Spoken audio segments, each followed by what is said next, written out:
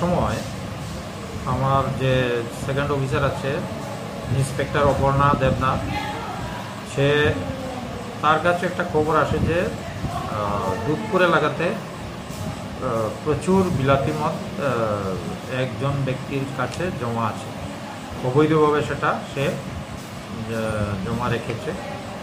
তো সেই খবর পেয়ে ইন্সপেক্টর অপর্ণা দেবনাথ এবং সঙ্গে আমাদের ওমেন এএসআই বিজয়লক্ষ্মী দেববর্মা একটা স্টাফ নিয়ে তারা বাটি দুধপুর এলাকায় গোপাল ভৌমিক, পিতা মৃত রবীন্দ্র ভৌমিক,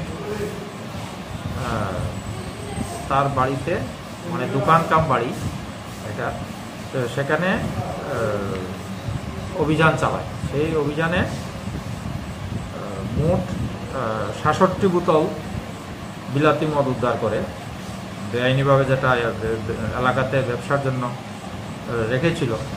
তো এটাকে সিজ করে থানায় নিয়ে আসার ত্রিপুরা এক্সাইজ অ্যাক্ট, এটা আমাদের আছে 69 ধারা অনুসারে এগুলি সিজ করে থানায় নিয়ে আসা হয়েছে।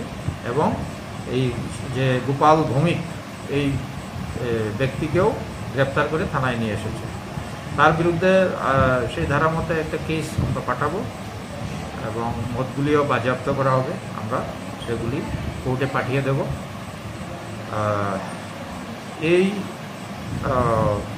অভিযানে এখানে মোটামুটি এলাকার জনগণ খুশি হয়েছেন এবং এখানে এই লোকটা অ্যারেস্ট হওয়ার ফলে এই এলাকাতে অনেকটা স্বস্তি ফিরে আসে।